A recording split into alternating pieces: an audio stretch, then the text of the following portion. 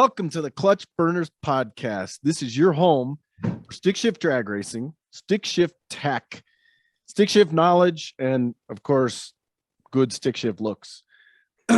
Over there, my co-host tonight and every night on this is the Canadian Chuck Norris, Rich Guido. And that plaid wearing fellow over there is Bang Shift Billy. That's Billy right. Armstrong. We're lumberjack mode tonight.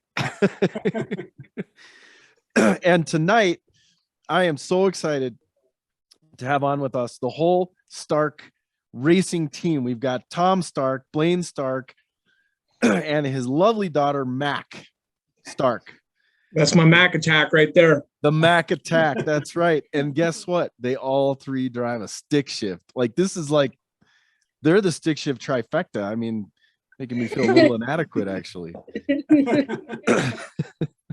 And there is another Stark hiding in the background. So if we see anything, He's the one. flying. She's the one that keeps this whole rodeo rolling for sure. The keeps glue you in fed. the background. She keeps says you she fed. can drive a stick. Yes. And what are you guys eating for dinner? Because we talked about this before, and Tom, your comment was the Hey, we're best. having some Chick-fil-A. Chick-fil-A. I'm eating a salad because my race car needs to go faster. Excuse me, my race car needs to go faster. I like it. I like it. Yes. There Awesome. should be like a 4,000-pound club or something, right? There should be, man. Because good grief, I'm telling you, this weight is horrible. It's unfortunately it's the same people who rode the yellow bus, That's the fact. little one. That's right. The short bus. It just kills me the power that everyone makes on this, especially all of us here on this podcast. We all make big power, but no one realizes what it takes to manage that power to make these big full-bodied cars with sofas in them go as fast as they do. They are so comfortable, those sofas. Yeah. Agreed. So tell us about what you guys are racing. So you, Tom, and Blayne, you guys race the same car, but in kind of two different configurations. And then the Mac attack. Yeah. So yeah, you guys take over. Tell us about Go this. ahead. 'Cause it's so You cool. Tell them what we're running. What me and Dad race is a 1955 Chevrolet 4-door 210 postcar. My bad. 210 wagon. It's got a 6L LS out of basically a truck with Frankenstein ported heads on it, Molly pistons, induction solutions, nitrous kit, and a bunch of motion racer parts.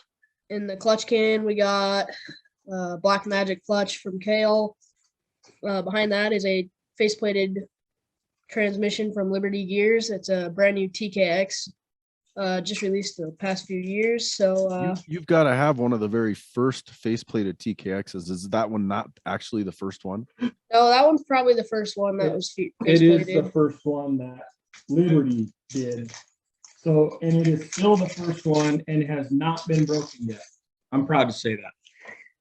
Nice. And then behind that, it's a Mark Williams 9-inch. So a lot of good 35 parts. spline. Yes. And what 35. gear ratio? What is it like a? Well, we're all over the board. We Yeah. started with a 513 and we got a 471 in it right now.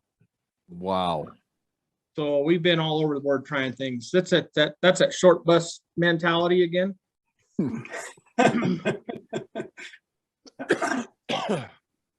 Yeah. That's good. It's nitrous. How much do you spray it? Well, it depends on who's in the other lane. If it's one of you guys, we just leave the nitrous off because we can't catch it. Oh boy. It It's has gonna be a two long one kits in tonight. it right now. The whole idea was to have a baseline kit and a go get it kit or a backup kit. So on the drag and drives things, we have room for error. If you got a solenoid leaking or something, or you could throw some more at it, or you need to calm it down. We would have all those options in one setup. But the last pass we made, we left on 400 and progressed 200 in, and it was all in at about 40 feet. Wow. Wow. Yeah. Unfortunately, we made a mistake on that run and dipped a piston. So totally crew chief and driver instilled, but we learned from that. That will not happen again. Now, Blayne is not 16. So how is it he gets to drive? Give us the background on all that. So I run in a class called Junior Street. It's for ages 13 through 16. And basically you have a 9.0 index, and you can't go any faster than that in the 8th mile. So that's what I do. So no spray, obviously there. I hope not. Yeah, you Well, have a wait, problem if it I takes hope spray. so, but we might get kicked out if we try that. So You recently did at the last event, didn't you do a burnout? You probably went quicker than 9.0 just in the burnout if you would have went to the 8th mile.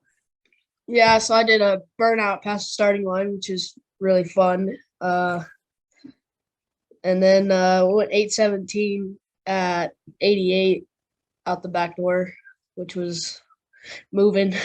We missed a little on that tune-up. Yeah. Yeah, whoops. Whoops. Yeah, it wasn't intended to go that fast. He drove it a little deep into the shift light. We're in a learning stage right now, so I kind of can't do that. So talk to me, like, you know, we're all trying to make our cars go faster, but in this case, you have to slow it down. What are you doing to slow the car down? Like, what will it do on motor? Max effort to the 8th mile. How fast will it go? Gosh, I have no idea. We've never run it on the motor to 8. But it'll probably Yeah, go 8. 7s, probably. Yeah, I mean, on the spray, we've been 640s or 630s, I think, in the 8th. Okay. But that's what's been challenging the last year with him driving, is we run the same car in both classes.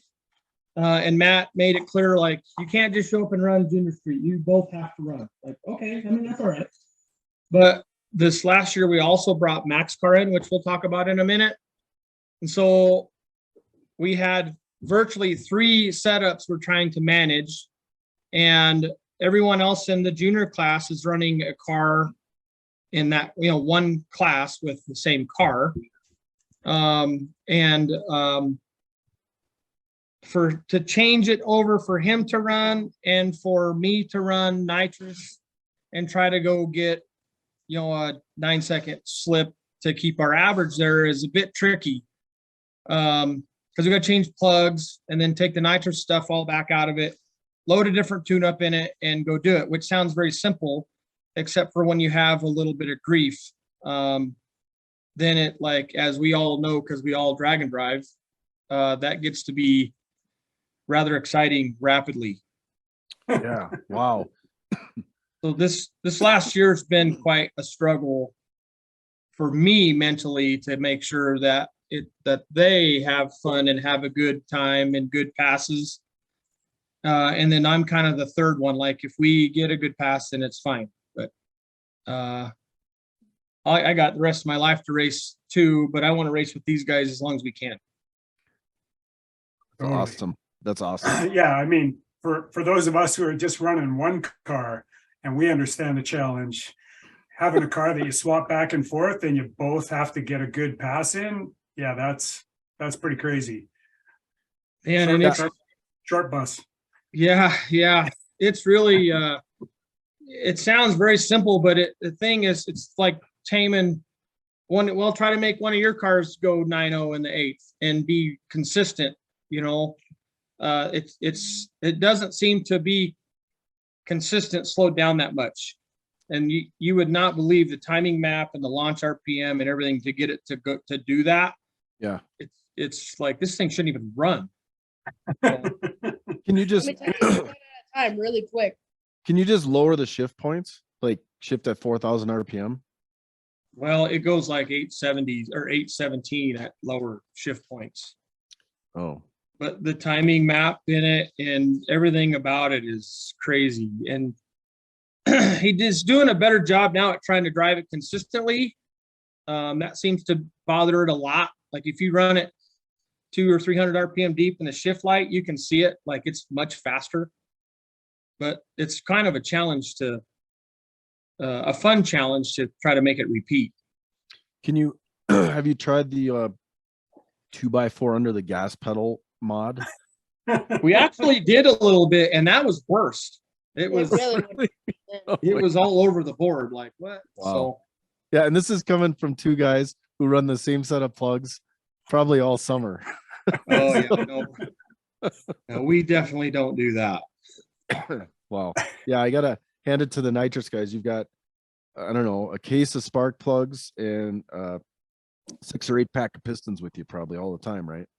I would like to comment on that. Actually, we went all season on the same short block because I did swap heads halfway through, and I didn't burn spark plug, piston, anything until we made our mistake on the very last run of the season at a match race thing we did with Sealmaster. But just a dumb mistake. We didn't flush the fuel system. We had pump gas in the fuel system, and that's all it takes. It nipped 2 plugs and burned a piston. But I feel like we have a pretty good grip on the tune-up.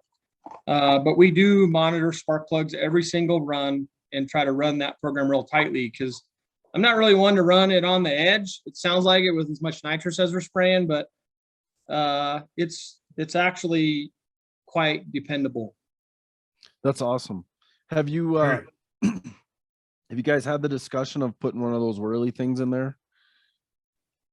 We have actually, and I got my butt chewed. By who? Doug and Red both. What? They both were like, "You got that thing figured out, and you're gonna quit? You can't quit." That was out of one of the fires we had, and I was done and like, this is stupid. And we got back, and this guy must have been chatting with Doug about it, like, "Hey, we need some turbos." And then Doug was like, "What do you need turbos for?" And then that started that. Red came over and chewed my ass. So, well, we do have that in the future. So, all right. Maybe not for the wagon, but So speaking of boosty things, Mac, tell us about your awesome ride. Well, where to start there? you got to talk into the thing.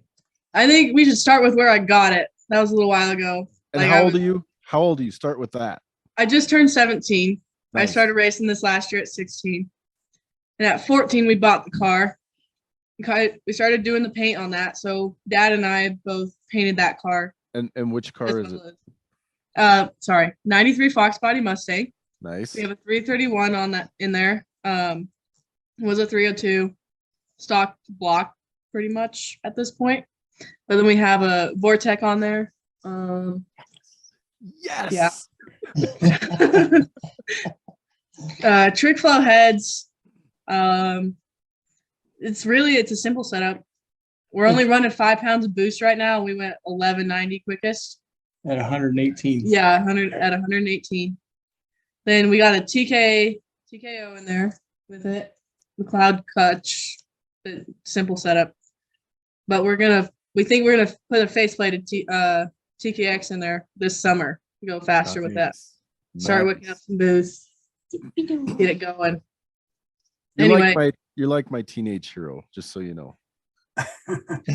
That is so awesome. Yeah. And And then you- we got the Bang Shift Billy in there too. Yeah, we got to get that dialed in for you. But yes, I'm excited that you guys are running one of those too. Yeah, I'm excited. That's gonna be great. And you pretty much daily that car too, right? Yeah. I love driving that car. It's so fun. Do you do burnouts in your high school parking lot? No. Not yet. Rich, did you see the way her eyes darted around when she said that?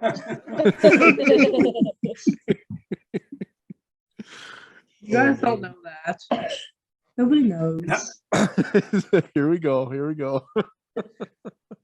So you're already, and is there a bar in that car yet? No bars yet. Yeah, because you're not far off. Need a No, bar. we gotta put it. I'm not perfect at shifting yet, right? So it'd probably be going 1150s about where we're at. Anyway, we start wicking that up. We definitely need any kind of roll bar, roll cage. I think we're just gonna put a cage in that for now. And It's Mac, only making. what- Go ahead, Bill. I was just gonna ask what kind of tire you running that on. We were running that on the slick there for a second. Yeah, that was a pro bracket radial off a different car that Yeah. I have. Long story. Oh, interesting. Yeah. Okay. So we were changing tires at the track. Yeah, that's all we're running for that. It was a 26-10-5 pro bracket radial. Oh, 8.5, 8.5. 8.5. Not that big. That's right. 8.5. Yep. Yeah. This is like it's like a dream hearing what you guys are doing as a family. I just think it's so freaking cool. Well, I appreciate it. It's just life for us, but it's pretty fun to do with my kids and my wife. And this is basically why I don't have a 7-second car, because I have 3 cars Yeah. that we're funding. But Well, I hold think I on, have though. times the fun. Don't you have another car? Yeah, we do. It's not a stick car. I'm a little embarrassed by it, but I will say it was kind of lame the first time I drove it. I have it's a 89 Fox body 408 twin 66s with, it's got something in the middle that's flat and has like a lever on it. You just push forward. And then it's got a shift flag. You shift And then- about 6,500, and you only just do it this. You just do this, and then you're done. My left foot gets all crazy in there, and there's a button instead of a clutch pedal and all that kind of crap. But Wasn't that for the brights? The button you're talking about? no, hell, I don't know. Maybe I haven't even tried that. I bought that for these guys to learn in and mom to drive. So our starter car, it goes 520s in the 8. Oh my god. Yeah, I gotta share with you. The first time I drove it, we took it to an event, and No, just a small tire race. I staged the thing up and let go of the button, and it kind of set me in the seat a little bit, and I was like, oh, that was okay. And then the tack is just like slowly climbing, like, what the hell's wrong with this thing? I got work on this now too. And then the shift light comes on, and I mean, it's moving, and I click high gear, and I mean, I guess whatever. And the scoreboard lights up 559 at whatever. I was like, oh, wow. That was all right, I guess. So I'm used to shifting 3 times in the time I shifted once there, right? True. Yes. Oh. I hear you. Yeah, I tell people this all the time. If you had a 800 horsepower automatic and a 500 horsepower stick, and you took people for a ride in both, you'd swear the stick car is faster. Yeah. Just that direct coupling and not that, whatever that thing is in the middle, creating all that slushy feeling. All that heat, all that extreme heat. Oh, that heat. Yeah. Yes. Yeah. So it may show up. We'll see. It's drag and drivable for sure. We got to do a couple of changes because it's a starter heads up car basically. Turbos are right in the way of where the radiator should go, so she's not gonna stay cool. Oh, yeah. Yeah, I hear you there. Huh. So Tom, talk a little about what you do actually, because it's super impressive. Well, I appreciate that it's impressive, but it's just a little shop to us. I own a company called Precision Designs that I started 15 years ago. It's a hot rod shop, for lack of a better term, but we build custom cars, start to finish. That's what we basically, I like to do complete cars. I'm good at that. We don't do a lot of repair work because I don't know where to stop. So the current couple current cars we're doing is I got a 56 Chevy post car with an SV2 in it on a roadster shop chassis, independent rear suspension, with of course a TKX in it. I have a 66 Mustang we're doing right now, also on a roadster shop chassis with a Coyote GT500 in it, and a T56 Magnum in that, and that has IRS. Actually, we just were working on that over the weekend. That's going to the Roadster Show, Grand National Roadster Show. I have a booth that we set up there every year and kind of showcase our work. So kind of safe to say you build some high-end cars. We build some high-end cars. Yep. I guess I'd like to say we're not really the household name because I don't have much drama. I don't care to be on TV. We just like building some very nice, extreme, and drivable cars. And can I add to that? Because I know you're not going to say it, but you did in fact build a Riddler winner. Like that is no joke. So my friend Johnny Martin in Alamosa was doing a car, a 57, and it had been purchased about 30% complete. And Johnny had asked me to come look at this car to work on it with him. And I was all high and mighty, like, yeah, we can do that, no problem. And the guys that actually started that car really did a hell of a job. Matt and I got there. Matt's my shop foreman. And I guess I'd like to say I don't have any employees. We all work together. Matt and I grew up together as kids, so we know each other very well.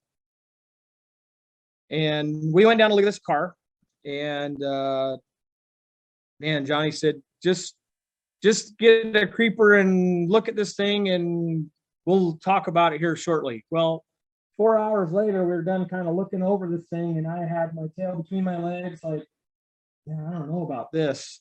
And Matt and I drove home that night and kind of the whole way home ask each other, did you see this or did you see that? And neither one of us like saw the whole thing. And the next day, Johnny had called and we talked some more, and I told him straight up, like, yeah, I don't think we're your guys. This and that, and gave him all my excuses, we'll say. And at that point, he says, well, that's all great. You're hired. And I kind of was like, what? Did you not hear what I just said? And he says, I've interviewed several people to come work on this, and they say, no problem. Chip on their shoulders, like, I'll build it this, that, the better. And we ended up getting the job. And so we teamed up together with another company in the Springs called Alternative Automotive Design, which is my friend Wayne, and Wayne painted it.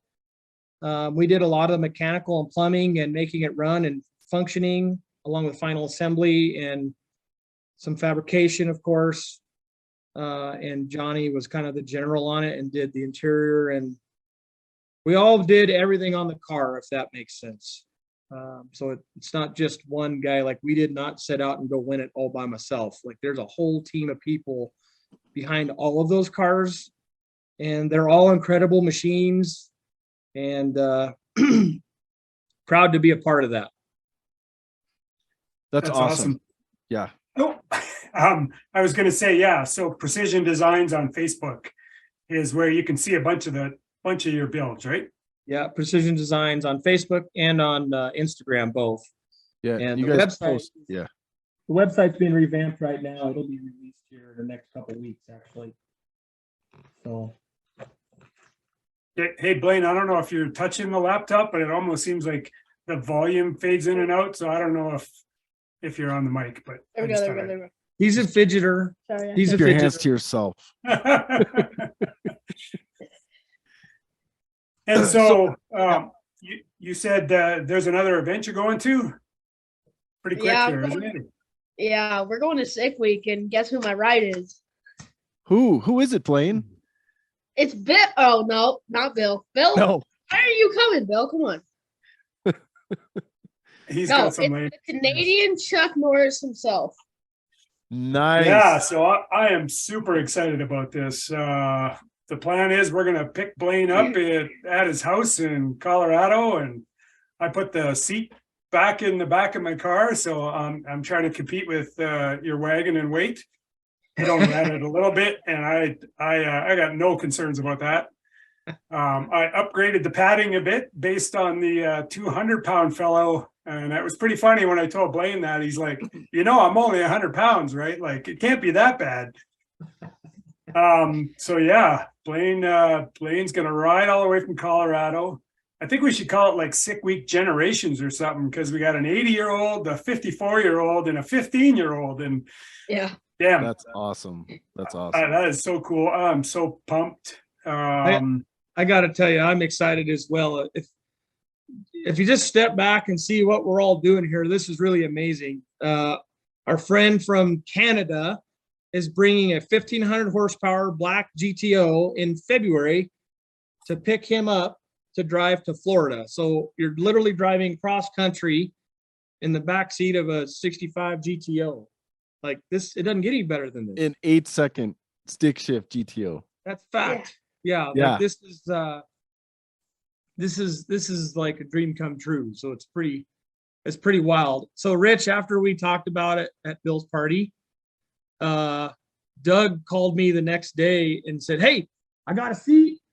I got a room. I got everything for Blayne to come. I know you guys aren't ready to come, but just send him on down here." And I told him, I'm like, well, he's coming anyway. He's riding in the back of the black GTO, and he thought that was the coolest thing in the world, man. Yeah. I think everyone's excited to have you there, Blayne. I mean, I still remember, I didn't really know you, but we were lined up, all the stick guys, and you were walking by, fist bumping everybody. And it's just even your language. Like when you say "what's in the can" in the clutch car, it's like that kid knows so much. Like, and I was actually seeing. I wonder how far forward I could get my seat, and whether or not Blayne could touch the pedals, and whether or not, is you're legal to drive, right? As long as you got an adult in the car. Yeah. Yeah, buddy. All right. Yep, he can chauffeur you around. Oh my Nice. God. Nice. Oh, That'd Well, be pretty I guess awesome. Rich, as long as we don't have to put a head gasket in, I'm good. Another He's fine. funny. We race a nitrous car, remember? He'll be just fine. I'll be all right. I sent Blayne a picture of a box. I'll have to send it to Travis to post it. But it was like spare pistons, and Blayne was like, "I hope we don't need those." I don't want to do that. that's the get me home box, right, Rich? Yeah, exactly. Yeah, that's the only thing. We changed the motor, and that was rough. Yeah. So putting a piston in a GTO, that might not be so bad. That's right. We can do it with the motor in the car. So Yeah. we figured that out. But I'm super excited and super honored that you're able to come with me. And let's get you down there, get you having some fun. Doug Cook, if you're listening, I'm sure he'll want to hop in the back of that Mustang and convince him that maybe the GTO is got a bigger back seat. Spice is ready. Yeah. Yeah, it should be pretty cool. I was gonna say that this ain't no free ride, so you got to put into work. He doesn't just stand around. He's a doer. So Yeah. Blayne, what is the plan for the week? You got homework you got to keep up on, right? That'll be drives. Editing and homework will probably be my drives. Okay, so you're planning to post a bunch of video Yeah, I hope so. content? no, that's his deal. He's Yeah. got to post every day to keep everybody up to speed on what's going on. Fair enough. Yeah. He's the only one that wants the video. Yeah. No. This guy right here wants some too. Because Yeah. I not be in Florida, I'll be here in my lumberjack shirt with a fire going and probably splitting firewood because I didn't do enough over the summer. Yeah, that's a fact. I understand. We're out racing. Nice. Yeah, buddy. Can't wait. We're what's today's Monday. I plan on leaving my house Saturday, going down to Matt Blasco's, and then probably Sunday morning we're heading your way. So I'm super stoked. I can't wait. Yeah. I'm checking the Hopefully list. he'll be here because What's he'll be here because he's leaving for the show. I leave Wednesday. Wednesday and I'm back Monday morning. The following Monday, the 6th. Yeah. But if not, so be it. Yep. We'll be all right. Yeah. I expect him to take me over to the side and have a little chat about taking his son across the country. So he'll be there. You're going to have that chat with mom. That's what's going to happen there. So good luck on that one. Yeah. No worries Nice. there. The only thing I'm worried about is somebody stealing my damn crew chief. There you go. Yeah. I'll have to rebuild my whole car so I can run it myself because I can't run it by myself. Yeah, I hear you. No, so I'm super excited about that. Yeah, can't wait, and it'll be it's gonna be a good time. If he's not careful, I'm going to set him aside. Me and Mac are going to go racing. There you go. There you That'll be go. the new driver. That'll be the crew chief. Yeah, I'm going to put her in the seat. Then Yeah. you boys better watch out.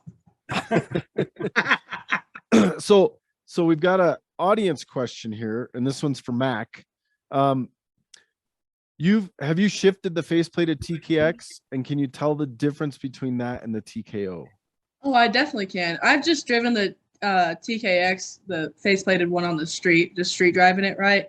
Yeah. But it's in the wagon, of course. I haven't had the faceplated in my car, but you So can just for to be sure- clear, I turned both of these kids loose in that wagon by themselves. Oh yeah, before I was even good at driving stick, we just like hop in the car. Blayne basically taught me. Let's be honest. I was like, hey, Nice. Anyway, I can definitely tell the difference. It smacks hard. It's so fun, but you get a little scared at first when you first get in there, but it's so fun to drive. clank, clank, clank, clank. Yeah. You just I gotta always sit- say those faceplated ones, they sound like a broken dump truck if you don't know how to double clutch them. you just gotta shift it, you know? It's Yep.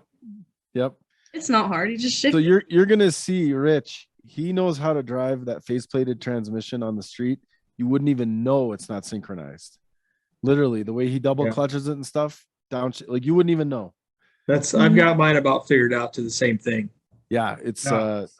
he kind of showed me, and I was like, oh, okay, I'm not beating up the dogs anymore. So Yeah, once you kind of get the rhythm of how to drive it, it's like, well, what took so long to figure this out? But it is a thing. yeah, Yeah. definitely. Well, my dad, he every time I'm not good at it, he just looks at me like, I'm like, what was that? It's like, I get it like 90% of the time. Yeah. Yeah. But, Yep. yeah. That's so funny. That's fantastic. Okay, let's pull back a bit and hit you up a few more things on your car. So it's a nitrous car. So what fuel are you running? You're C16? Yeah, C16. What kind of fuel pump? Fuel pump. What do we have in that? Twin 340s. 340s. Yeah, 340s from Holly. I think those are. No, No, air those motive. are air motives. Yeah. So we have two complete fuel systems with Jiffy Tights under the passenger rear door. We have a 3-gallon race cell in the driver's side rear where the filler neck is, like you put fuel in it. We use that to race on, and in the factory gas tank, there's one 340 all from Aeromotive. I'm trying to think what's in there because I've changed that stuff. But anyhow, it's got an Aeromotive like top hat fuel pump assembly in it. In tank. In tank, yep. Yeah. And then we go number 8, return and supply to the back passenger door, and then we have Jiffy Tight fittings there that we can switch pump gas or race fuel through a Aeromotive fuel filter into one set of 66-pound injectors. And we're recently changing that because this is where we made our mistake. We didn't flush the system. So what I mean by that is when we swap to race fuel, the whole fuel system from the Jiffy Tights forward was full of pump gas, and we And the generally return. will. What's that? And the return line. Correct. Yeah. So we generally dump all that we'll call it trashy fuel back to the pump gas tank and then return fresh race fuel to the race tank. And we didn't do that. And if you imagine the dash 8 line all the way forward through a filter and a regulator and back, that's quite a bit of fuel in a 3-gallon tank, and it diluted all the fuel, and that's how we nip the plug and burn a piston. So So I'm anybody's curious. list. Go ahead. Sorry, I'm curious to detail. How do you flush it? do you leave the return line going to the main pump gas tank, but hook up the feed to the race fuel tank and just That's correct. basically burn through some race fuel to flush it? Correct. So we'll flush about 2 minutes of fuel Oh, to wow. make sure it's pure, and then just top the tank back off, the race tank back off. Okay. Yeah, that makes So we're- sense. We're changing that now. So we're gonna have 2 complete fuel systems. I bought a fuels or a spacer plate from All these Yeah, parts that are from- wrong, aren't they? anyhow, it's got 4 injectors and a spacer plate, basically. And then we have it's okay. Don't worry about that.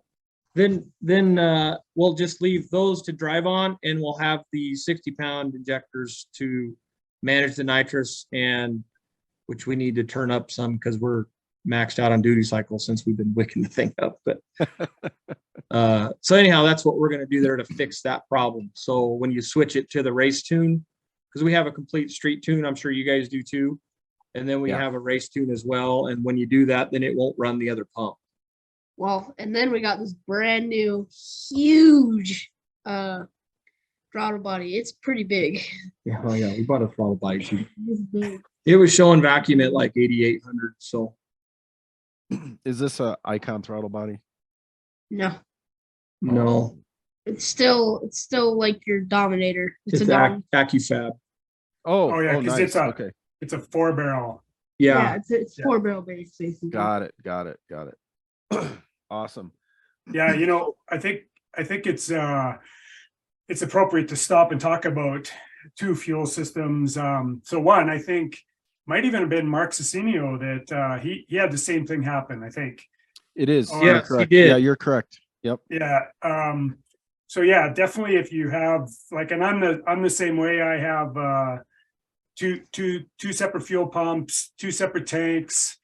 And so I have a switch that tells which pump to turn on. They both Y into the same line that runs forward. Both pumps have discharge check valves. And then on the return, I just have a 3-way valve that I either swing it to the pump gas tank or the race tank. And so all I do is I switch it over to the race pump, and then I'll cycle the key like 2 or 3 times just to flush it a bit. But I encourage all my friends, Bill included, to do anything possible not to have to drain fuel, because there is a big safety risk associated with that. And Yeah. I have a pretty good friend that got burned in a dyno cell due to static and fuel. So I really like having 2 fuel systems. Draining fuel is very hazardous, and you got to be very careful. And a little bit of static, you can get yourself in yourself into trouble. I agree with that 100%. What scares me a lot is it's him and I when we first started was running that car together. And as we all know, drag and drives the end of the week gets really tough on a guy. And one small mistake could really change a guy's life. And Yeah. so that's where we went to, like, we're going to run 2 separate systems, and Jiffy tight fittings. It just leaks and dribbles a little. I feel okay with that. Yeah. Because I did start draining fuel, and I was like, this is going to hurt somebody. If you drag a pan or out from under the car to get it out, like any possible thing could happen there. It's just, we all know a number of things, especially on day 5 of race week or drag week or any of that, that scares the heck out of me when I see somebody doing that. Yeah. And I'll say, I still drain fuel. I use a Jiffy type connector on my return line. And after hearing what you said, I think I'm actually going to change up the way that I do it, because I would just drain it and then hook it back up and fill it up with 10 gallons of race fuel and go. But I have dash 10 feed and returns, so there's a lot of fuel. Plus and I use the fuel pump to pump the tank out.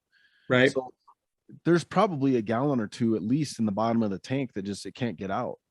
And I feel like I should dump 10 gallons in and then just continue to run the fuel pump until I see race fuel coming out of the return line. And then, As I understand from the VP guys, that a little bit of pump gas in your C kills it. Like you may as well not have it, is how bad they make that sound. Interesting. I've not looked at any hard measurements on what it does, but I can tell you from experience that it didn't take much to ruin a whole engine.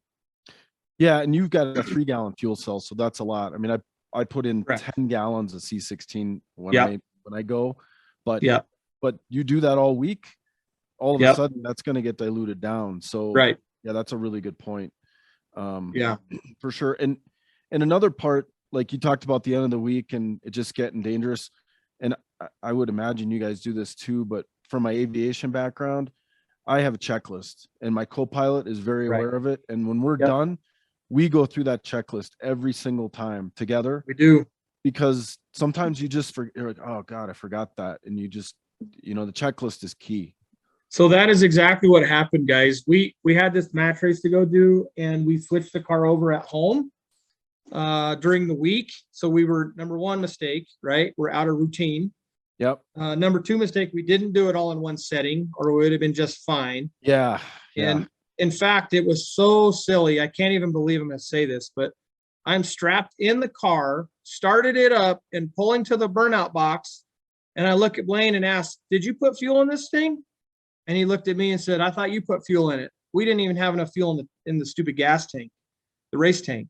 Oh, wow. So we did not look at our checklist. The one time that we didn't do it by routine, we made a mistake. And it's so key to have all of that documentation there. I mean, I take notes upon notes upon notes, and I try to run everything pretty tight and clean. And even at that, I still make mistakes.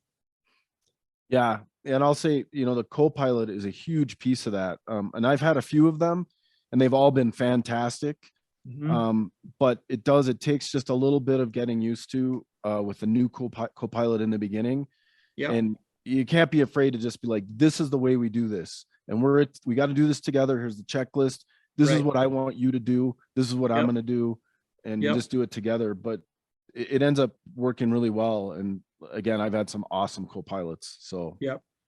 Well, these guys both watch the car leave, and when when it's in stick shift race form versus junior street, but they take video. Like Blayne will take video, and Mac pays attention and takes video, and we compare the data in the car to the video, just like you would a normal pro stock team or whatever, that pro mod team or whatever they do. And so we run things pretty tight like that and compare data and notes and like, why did it do this, and make clutch changes. I don't make all the decisions. Us as a team, we all discuss it, and then we start making decisions so that these guys can learn what and why and how we're doing all this.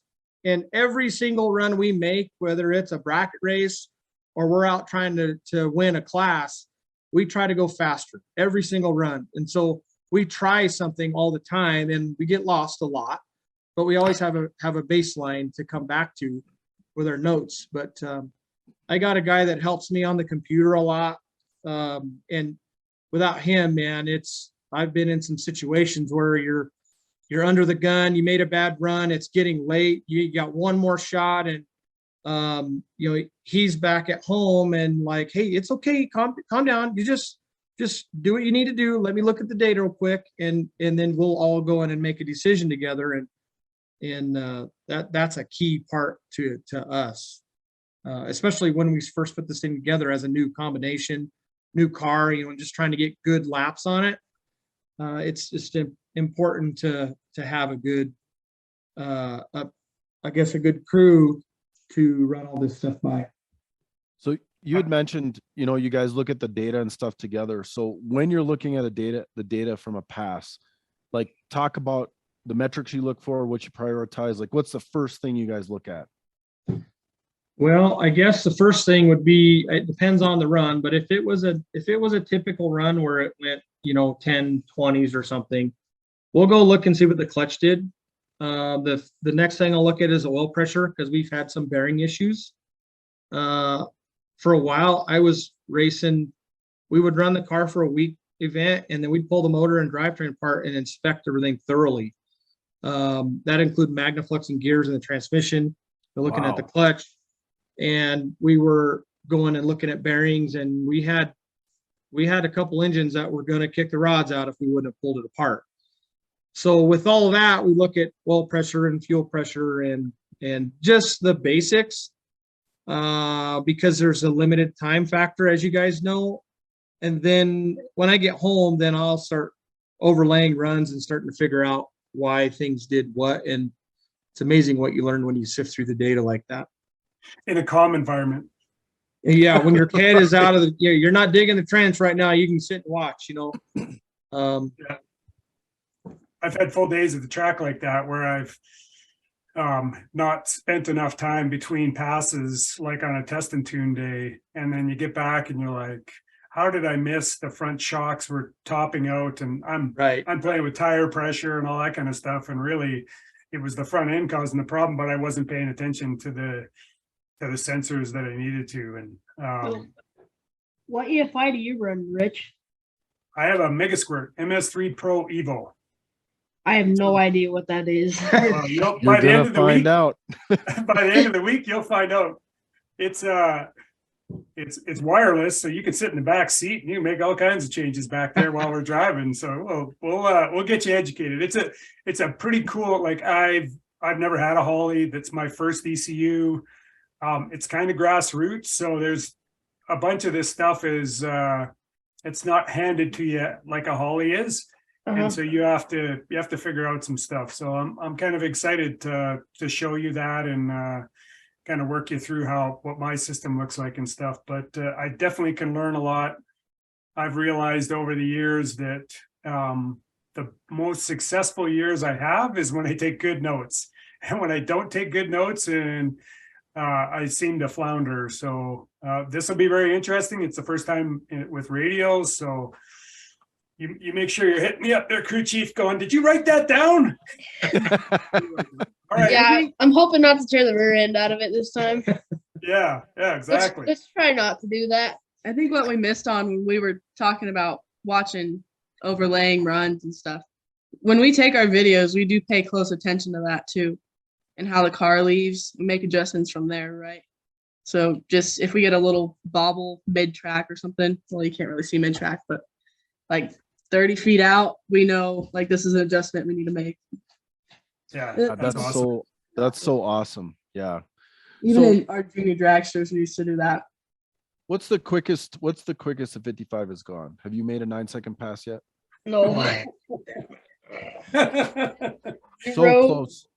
10-0-0-7. Oh, At 140. Yeah. Like it's there. We just got to keep picking at it. That was at sick week last year, day one. First run, like first time we've done a one and done like ever. And our goal was to average 9s that week. And man, I went 10-0-7, like, yes, turn that baby in. Let's get to the next place. yeah. Then it rained out in Orlando and we got to Gainesville. And I think we won. Foggy, cold. We won Yeah. 2-1 at that event or that race or that day, first pass. And then we had to wait all day to get another one. And then we were in survival mode from there on out. So Yeah, that was a rough day and a great day. We Yeah. arrived, same as you, fully, like it was socked right in. And I didn't make my first pass that day till 3:30 in the afternoon. And That was Yeah. horrible. I mean, we were all together. Sorry, Blayne, go ahead. I can't believe it took that long. It's like, guys, we're the faster cars here. You got to let us, some of us, at least get one pass to figure out what's happening. Yeah. So And then the car, and I was in the staging, and my crew Kyle was coming back, and other people were coming back and going, man, the stick cars are blowing the tires off. And so I'm in there. I can make adjustments on my iPad.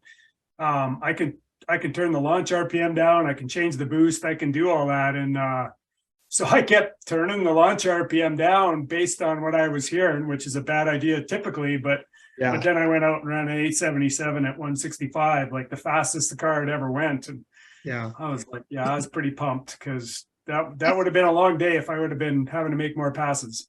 It Hey, was Rich. a long day. That's faster than Bill, isn't it? No, not yet. Thank you, Blayne. Thank you so much for asking that question. Oh, man. Want me to slug him for you now? I will. No, but Yeah. I will tell you honestly, Rich is he's gonna best my best time and his best time at Sick Week this year, because that car was on Don't you a worry. pa- Rich, So- I'll help you out, buddy. when we were in Oklahoma testing, and he made a really solid hit on that on the radial, and then we've talked about this a ton. I think it was an unrelated issue with the transmission that broke, which ended up breaking the pinion off and the drive shaft. Well, didn't break the drive shaft, but anyway, tell him, Rich, it was like 1.4. I don't know. You tell it. Yeah, it was. I broke the transmission at 1.29 into the run, and it still went a 141 60-foot. Which is pretty good. So That's yeah, pretty in the good. past before, I think that was the lowest lowest boost I was running, and it went 898 at 150 miles an hour. So it was 15 miles an hour down from its norm, and it still went an 8. So How much more stable was that tire on the big end? a funny story about that. And Bill would laugh at this, but when I put that car together, and when I started making some serious horsepower, I had a wheel alignment and everything, but what I didn't have was I never checked at full extension what the front wheels were doing. And I think it was at a race week that Bill and Kyle Loftus were like, "We're not going to watch you anymore." Because at 1,000 feet, every pass, I would go for a ride. Like I would be all over the top of the track, to the point where I wouldn't even make 1320 before I pulled the chute, because it was such a ride. And what I figured out after was, when it was at full extension, it was towing in 1.5 inches. Oh, And- my. And so if No, I wasn't perfectly towing- in the groove, Towing and out. Wasn't it towing out? no, I was towed in. Oh, okay. And so if I had one tire in the groove and one out of the groove, it would send me in that direction, like harsh, like wiggle of the rear end.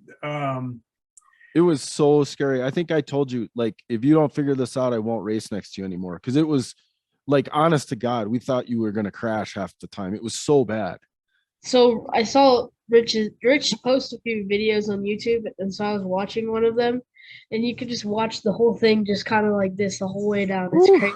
Oh, Yeah, and so since I fixed the front end and the car goes straight, I mean, the radials didn't feel much different to me than the slicks, because I'm still getting used to the not having to drive the thing for the last 320 feet. But so I didn't really notice it, and I only went 150 miles an hour as compared to 165. But I'm sure the stability piece will, I'm sure it'll feel good.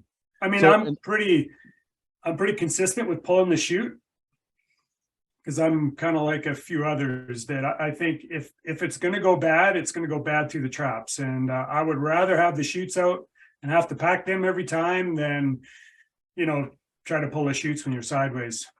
Yeah. Been there, done that. That's no fun. Yes. Yeah. And Blayne, just so you know, part of your job is to keep people from kicking Rich's drive shaft if it falls out of the car. Oh yeah, I'm gonna be grabbing that and running. Hey, good news. I built a brand new drive shaft. It's in the car, and I brought my old one. So we've got a full drive shaft if we need. So we're all good. Perfect. What about a third member? Oh yeah, I got one of those too. I got drive shaft, third member, axles, and a spare transmission and a spare clutch disc. So Where's And that? most of the gears for the inside of got your pistons. transmission. yeah, and I have a bunch of face-plated gears for the inside of the transmission if we want to rebuild the G-force, so we can get back and run some quick times. But You got an input shaft, Rich? I do. I have an input shaft. Yes. I know Yeah, Bill has a lot of those. Yeah, I but do. his are all bent. They're not all straight, but they'll get me home. Yeah, right. Yep.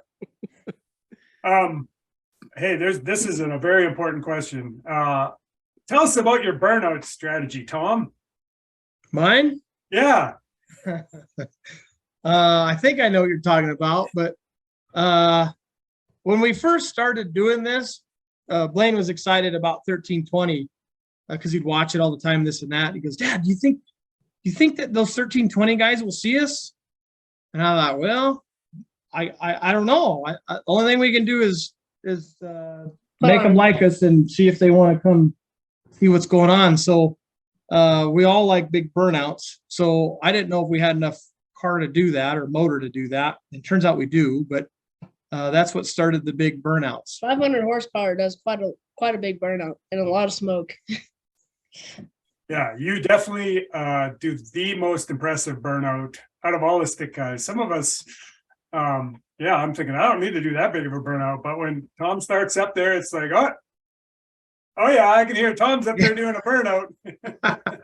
Yeah, I guess I'm kind of embarrassed about that because we don't really need to do that, but it's up on the tires. Like, well, it's rolling. I guess we'll keep going. It's awesome. So Yeah.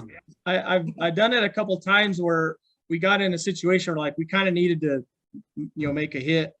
It was hot and greasy, and I was like, we're just going to tighten the burnout up. We kind of got to get serious here, and we got down to in the water box, and of course there's like a dozen cameras. Like, oh, here he is. He's going to do it. He's going to do it. Like, well, I guess we're going to send it again. Whatever, and I have the most incredible photos. I wonder if we could show them that.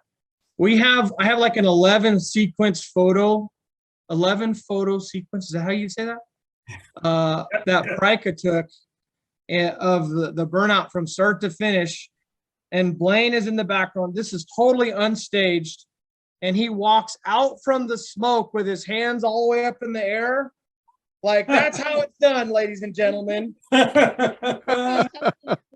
It's the best. I've had people ask me if they could have, some of those, and I've made a dozen of those prints and gave them out. It's pretty fun. But That's awesome. I'd like one of those too. we can fix it right up.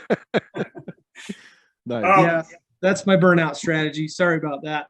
No, that's awesome. But let's talk a little tech. Let's talk about your so what gear do you do a burnout in? Fourth.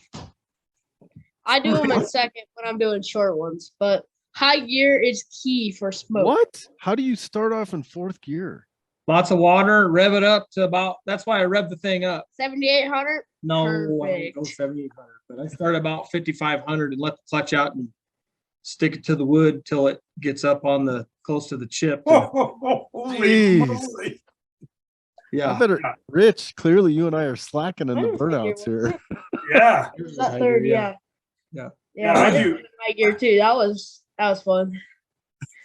Yeah, when I'm up there jacking around, it's usually trying to get it in high gear and make sure it's in gear so you don't have a explosion in the burnout box. That'd be embarrassing. Because you got to have Yeah. base plates have to engage. Yeah. You kind of have Yeah, to you gotta let the, you got to go through the gears as you're rolling into the box. So then when you're trying to get into the water, you have to make sure you got enough speed. There is a story I should quickly tell about this. When I was a kid, I worked for HRA at some events. In fact, that's how I met my wife. But there was a ZL1 Camaro, and the guy's name is Billy Boyd. And I was so fascinated, like they're running this in super stock. Like, wow, that's a real car. Like, that is a no joke car.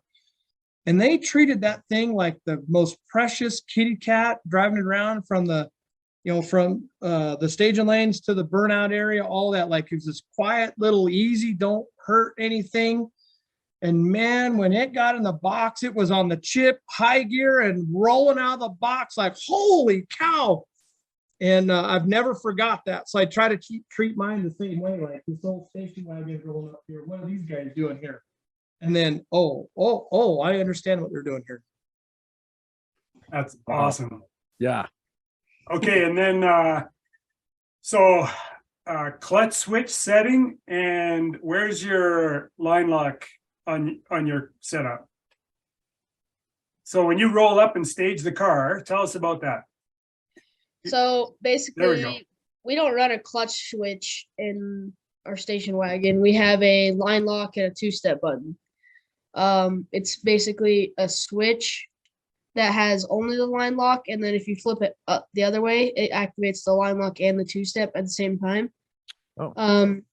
So when you roll into the water box, you have it only on the line lock, and you just pump your brakes up, get her up, and then you do your burnout, you flip the switch up, and now you have your two-step and your line lock. So you get, pretty close to the first bulb, or light the first bulb and stop, get a few 100 pounds of pressure on the brake, the brake pedal, and then you push the switch down and use the clutch and move it in. And do you have a pressure gauge for your brake pressure, or you just? You guess. Yeah. Blayne would like to tell you how he flips that switch when he's strapped in. Go ahead. Got a nice, the shoe is key. You use you your can't foot? reach it all strapped in. Is it At like least on You the? use your foot. It's on the pretty dash. It's So- close. It's on Yeah. the bottom of the dash. So it's kind of hard to get to.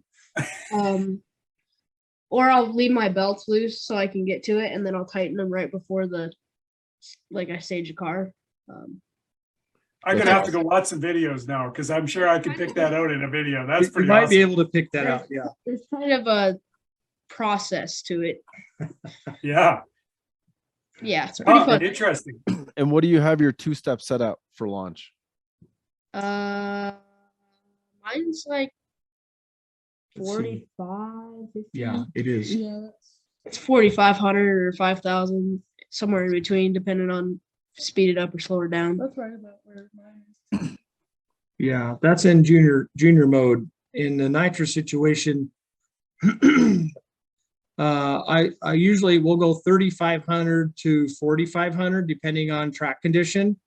But the track for instance, at sick week, we were up to 6,000 trying to get some wheel speed in it, and we couldn't get any. So Because it was so Yeah. sticky.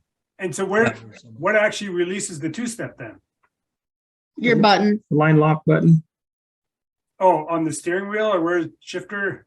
shifter. Yep. Those are all things that I know that I want to change. I just haven't made time to change them. Kind of why the car's not going to sick week this year. Hmm. I actually have a bracket and pedal assembly. I have another car and we're CAD drawing or CAD engineering a whole clutch switch, adjustable mount plate, everything, so that we can Nice. make changes there. Nice. And then how is the nitrous activated? So we manage the nitrous all through the Holly. It's activated off of the line lock button, the TPS, and engine RPM. Okay. And Yeah. you're using the clutch currently to shift. Yeah, I think I'm the last guy on the planet to actually use the clutch to shift. Oh no, we're using it too. No, Tom. no, Come on. no, come on. We're all doing it here. Well, I was so silly, I believed everybody. How about that? And my data log looks like we use the clutch to shift. So that's probably one of our issues. But we're working on making it so we can shift it without the clutch. And I'm a little bit afraid that might shock the drivetrain and create some breakage. I'm quite proud to say that we have not ever broke any drivetrain parts yet. And that's only because I have had another car that we built that I broke everything under the sun 3 times, and it was no fun. My wife just corrected me. We broke everything like 5 times. Thanks, Aleda. Yeah. And it's a leaf spring, or is it a 4-link, triangulated 4-link in there? Oh, bro, she's leaf springs. Ah, So Is it's it got got some posy reverse side, like lowered leaf spring, and a out of the box like stock Caltrack setup, and QA1 shocks. and do you do anything for the suspension to tow a trailer and load it up? Do you have any airbags or anything, or no? No, we just move our shock position. We have basically on our leaf spring mounts, or I guess your leaf spring to rear end mount, there's just where the shock mounts, there's 3 different adjusters and we move them around. And So you- talk about doing your tire change because it's not Oh easy. my gosh, it's brutal. man, it's probably the hardest thing to do all So, we travel with Royce a lot. Royce has the black 66 Mustang. Royce can be ready swapping blowers, changing over faster than we can get our tires changed. So we have a setup of profab jacks, which are like a pro jack. Put the car up on pro jacks. We jack stand the rear end and pull the shocks and drop the rear end down and pull we run a pair of vintage looking cheater slicks on some Halibrands, and they're an 890/16, so they're like 30 inches tall, which is how we get down the highway. So you got to kind of wiggle those out between the rotor and the wheel opening and put the slicks on it. Blayne, you're in for a treat, my friend. You're in for a treat. Yeah. Now the yard sale that comes with my with mine will entertain you, but the tires aren't a problem. that is a fact. The yard sale is something to see for sure. Yeah, we did that yard sale for a while. The good news is it all fits in the car, right? The bad news is it all fits in the damn car. Yeah. Yeah, Mac is still yard sailing. We're gonna get her a trailer here before too long. Nice. Yeah. I don't take 30 minutes to change the tires on my car. yeah, zip, zip, zip. On. I got a total 20 zips to do, and I'm good. Yeah, that's awesome. That's awesome. Yeah, mine's pretty much the same. I don't really have to drop Yeah. the suspension. I have airbags in my coil springs, so once everything's out of the trunk and the airbags are full, I can get the slicks and tires, everything on and off. And then for race mode, I'll let the air out of the airbags, just so they're not interfering with the launch. But yeah, it's pretty easy, Blayne. Dirty dog. Honestly, that's the worst part of all of this is changing darn tires. We're trying to get away from that, but driving down the road on a slick with a trailer on it it's not happy. It doesn't like to do that. In the rain. No. Yeah, bad deal. Yeah, on the rain too. Yeah. Yeah. I'd almost chance it on some of those hot summer days when it looks clear. I'd leave them on, but the trailer doesn't do it. Yeah. Yeah. Well, especially with a bias ply. Like if it was Right. a radial, it might be okay. Well, and so we're considering going to a radial because I've run our whole program I've run like a radial setup. So like it doesn't leave hard, it doesn't leave under any massive wheel speed or really any wheel speed. We just try to run it soft and then ramp the clutch tight and the power into it as quick as we can. And are you adjusting the clutch at the track every time, or you leave it strip the same? Generally, we leave it the same. We have tightened it up driving through the mountains because I wanted to be able to decel. And that made a huge difference, but it's not a deal breaker by any means. Oh, look, there she is. Look, you can almost see her. I saw her for a sec. He Yeah, ducked she's- out of sight.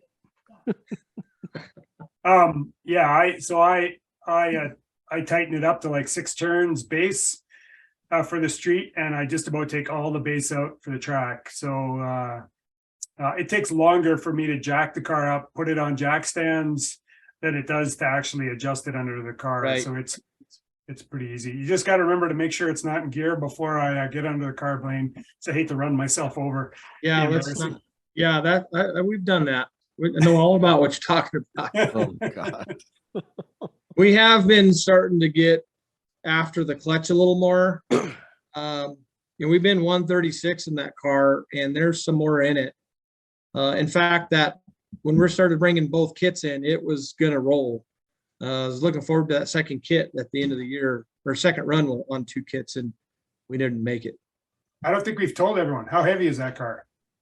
4150 with me in it. Well, And you you've did been a eating all those 136. solids. Yeah, 136 as fast as we've been. You've been eating all those solids, so that's going to change. Man, I'm trying, guys.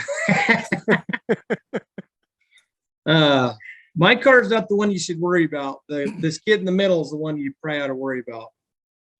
What? Yeah, let's talk yes. about it. Yeah. So I'm building the 1956 Chevrolet 2-door post car. and it's hopefully going to be a contender for the stick shift class. Nice. So yeah, we're looking forward to that.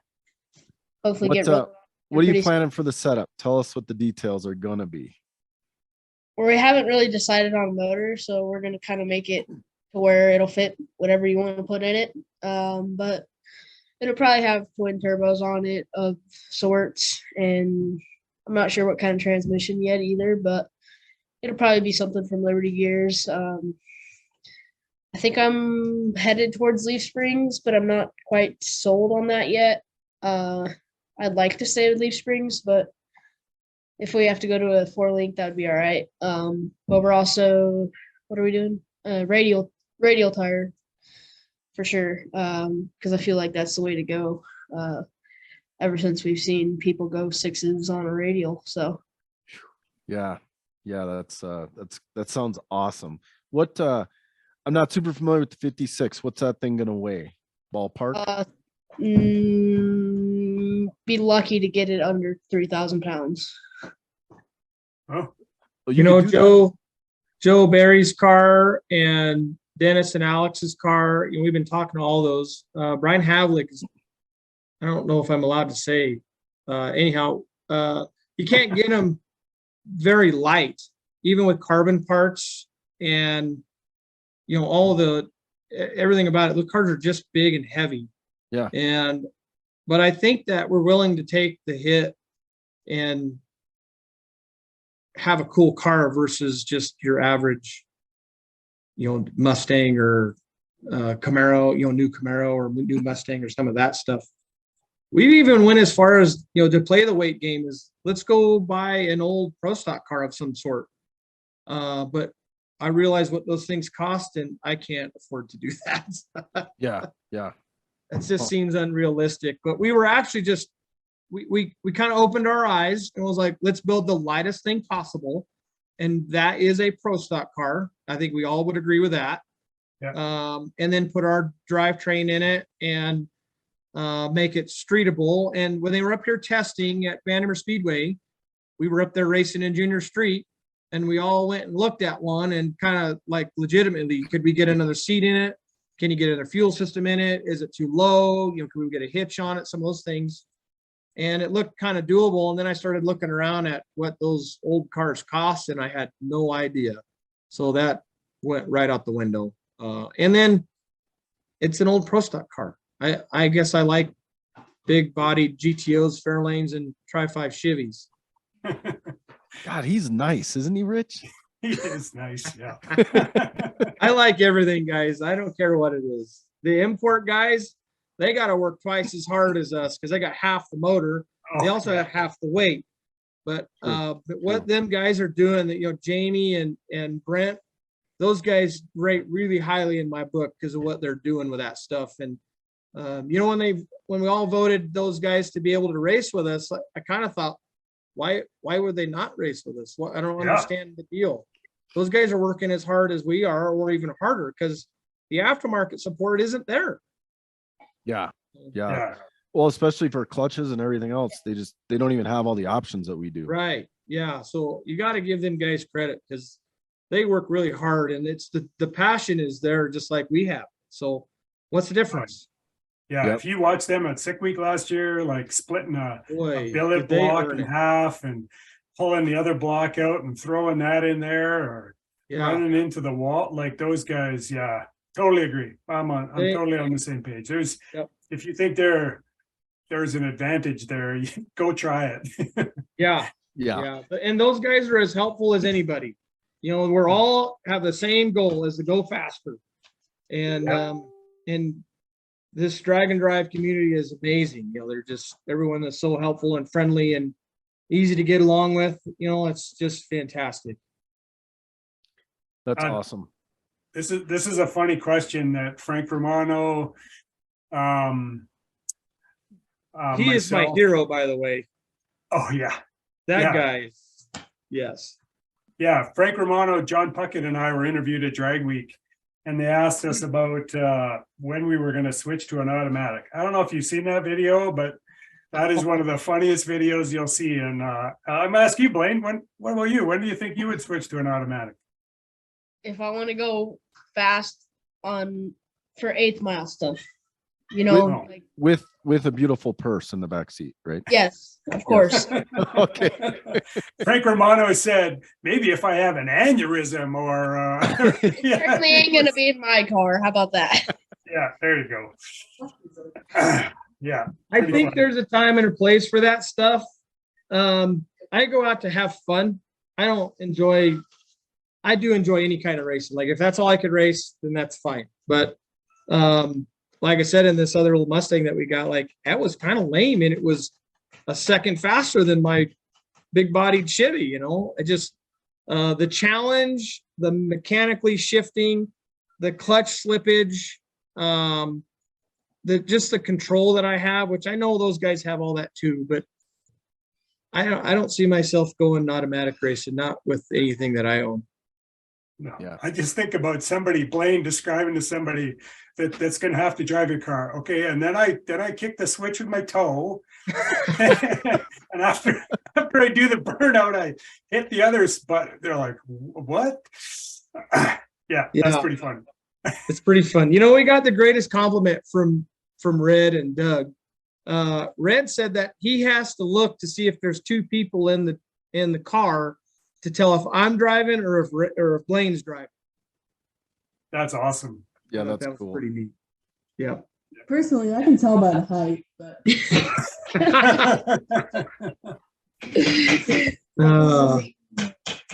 Oh, that's good. Well, what do you think, Rich? Should we hit him with the TKO round? We ready for that? Let's do it. All right. So this is going to be like 3 TKO rounds all at once. Yes. So Yes. we're going to start with Mac on this one. So Mac, what's the first car you've owned or modified? oh, the Mustang. All right. Blayne? Well, yeah. Well, I have 2 right now. Do you want one that runs or one that's getting built? The first car you've owned or modified. Well, that would be the 56. Okay. How long have you had it? 2 years. Well, 2 years. 3 years. Oh man. Yeah. That's awesome. That's You're awesome. looking to adopt. Hey, Tom, you looking to adopt like a 54-year-old or? Well, I got to tell you guys, I had that car stashed for like 6 years because it's one of those things where I ran across a deal and my buddy and I seen it like, we got to buy that car. Like it's the perfect kid's car to build. Little bit of rust, but nothing overpowering. Great patina, like solid car, just a good, solid car to learn on. So Awesome. I stashed it right in front of his face. I stashed it for 6 years and then gave it to him on birthday or Christmas. Yeah. Damn, And- that's a great Christmas. And Tom, what's your first car you owned or modified? Well, you guys are going to laugh about this, but my first car was a 77 Plymouth Volare. Nice. This Did it my have the neighbor's. louvers in the back window? Oh, you know about this. Oh, yeah. This car sat at my neighbor's house when I grew up as a little kid, and we bounced the football off it, the baseballs off it, like everything off this car, and I end up owning it. Oh, What was the power plant in that thing? It was an LS or an LSA, they call that, a small block Mopar. And a 727 in that thing. But then I put a W2 headed 14-to-1 small block Mopar in it with a power glide and a brake and a 9-inch on mini tubs. That was the last rendition of that car, which I still have today, actually. Oh, that's cool. That's cool. That's cool. Yeah, it sat next to the 56. It did fit next to his car for a long time. Nice. Nice. Yep. Okay, we're gonna bang her in a second gear here. What, in your Clank, opinion, clank. yeah, Clank, clank clank. has been the biggest technology change to move our sport forward? We'll start with you again, Mac. EFI is a really big one. Like that changed. I think that made so many things more difficult and easier, I guess, at the same time. But it's easy to learn for a second. It's easy to track. You can make changes quick. I think it's a great technology. This is a tough one, but I think it's probably clutches because if we didn't have slipper clutches or control devices, nobody would be going as fast as we are, and I mean, not breaking parts. So I think it's definitely clutches. Yep. This is interesting because I think it's the whole drag and drive community. What we're doing with cars and the amount of power we have. I just had a conversation with a guy today trying to run a solid roller cam on the street. Like there's no reason to do that. So camshafts, EFI, tire technology, clutches, all of this stuff we are proving in the drag and drive community. I think that's the biggest movement that's made that the whole drag race scene has had happen since the 60s. Yep. Awesome. Can't disagree with you. All right. Yeah. We're going to take it. We're going to palm it right into third gear. Not first. Not first. I think That's it just went 9,600 again. Dang it. Palm it. Palm it. Yeah. So if you could spend one day with someone, anybody, live or dead, who would it be and what would you do? Mac, you first. Okay. So I thought about this one. The surfers. So lean in, Mac, because the audio's. I thought about this one for a minute. Yes. I went with Don Garlitz at first, but then I started thinking about the surfers. Dad used to watch like all the episodes on the surfers a long time ago, and I just listened in on a few of those things. But I think being alongside their thought process and like just working on the car in general for a day at the racetrack, that would be amazing. So fun to be a part of. I'd love to go back to the 60s vintage racing too.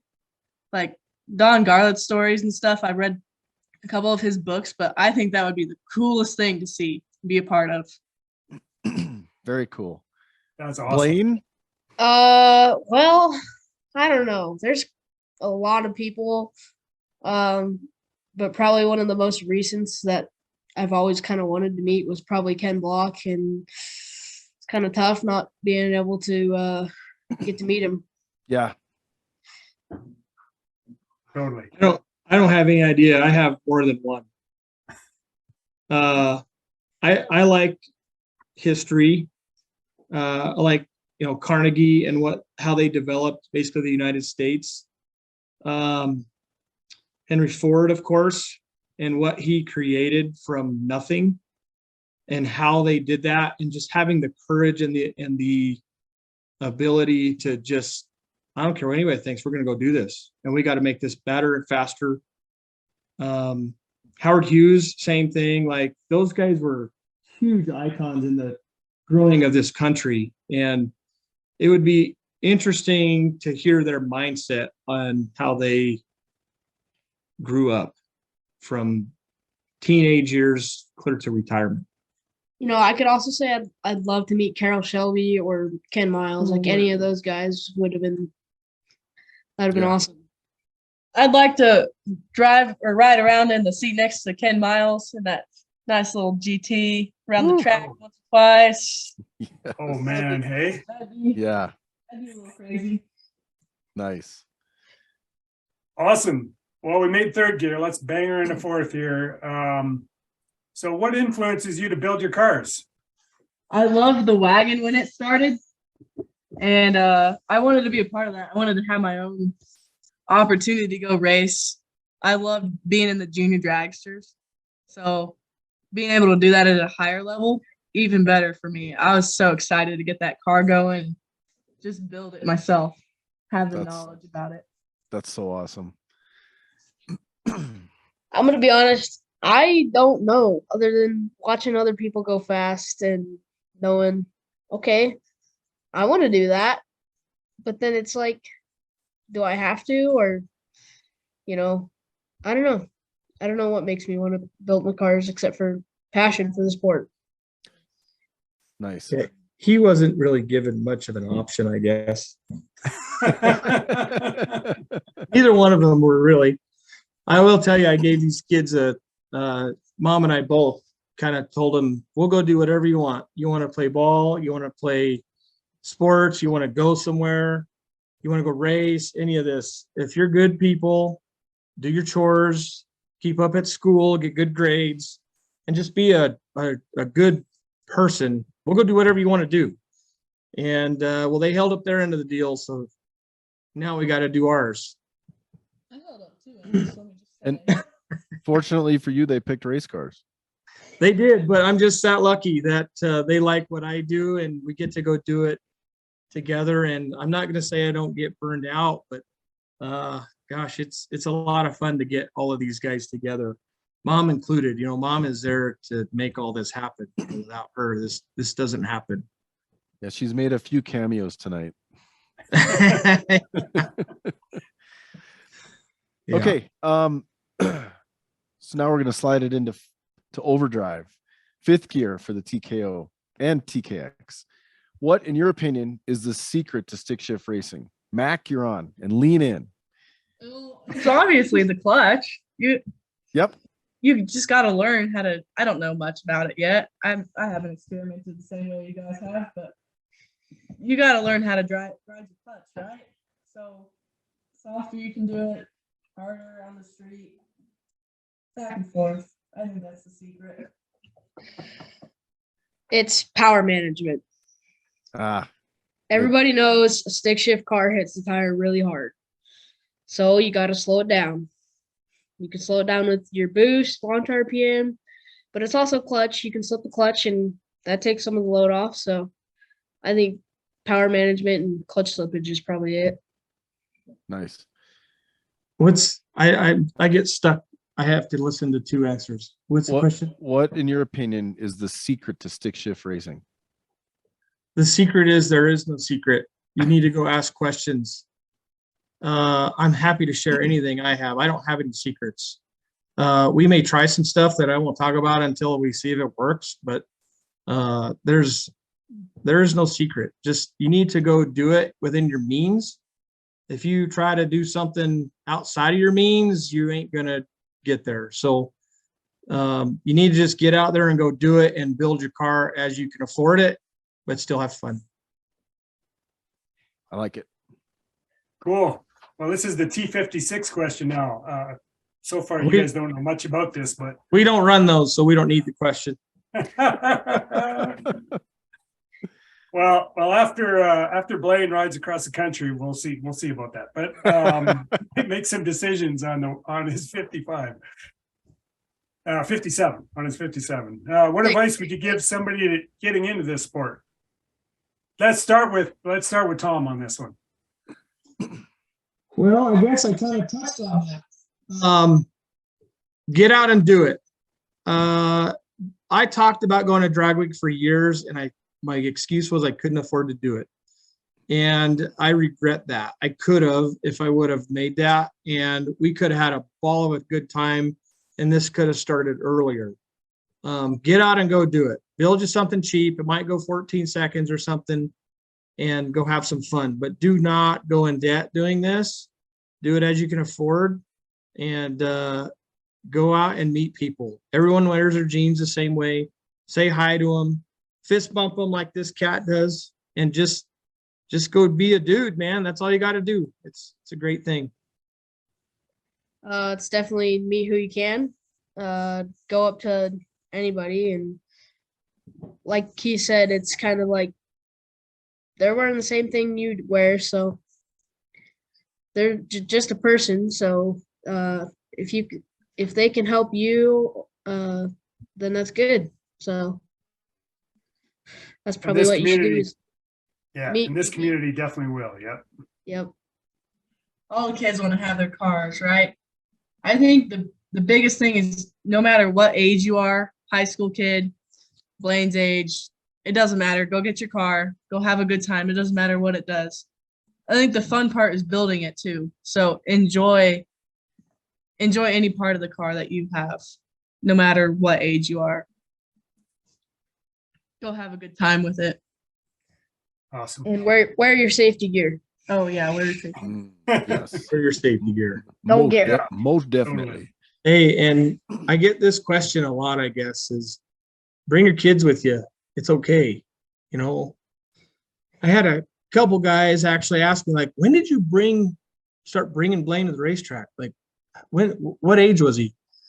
The answer to that question is when they were in a crib. We brought the little carry-alls with them or whatever to the racetrack, and both of these kids were raised at the racetrack when we were outlaw racing and true 10-5 racing and stuff. And I wasn't driving anything. I was helping my friends go race and have fun.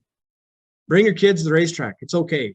They just don't force it on them. Just let them come with and be who they are. And if they like it, they'll continue. Yeah, you see Garrett doing that already, right? Yeah. That's Yeah, pretty and cool. Nick Pluniak as well. Yeah, good luck Yep. charms. Yes, for sure.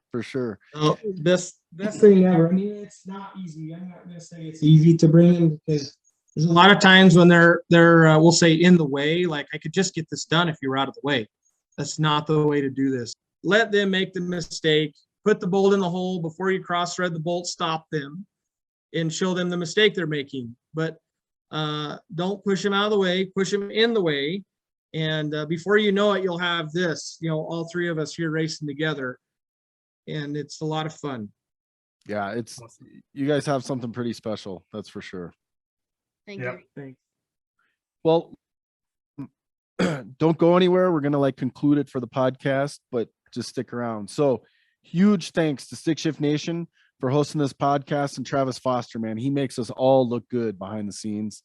You can now find Clutch Burners podcast on 10 different platforms. Of course, you got the video one where you get all these good looking folks, but you got all the audio ones as well. And if you want to see this podcast continue to grow, head over to stickracing.com, grab a Stick Shift Nation shirt, hat, or sticker. And also you can get a Clutch Burner shirt on there as well. So that's it, stickracing.com. Thank you guys very much, and we're out.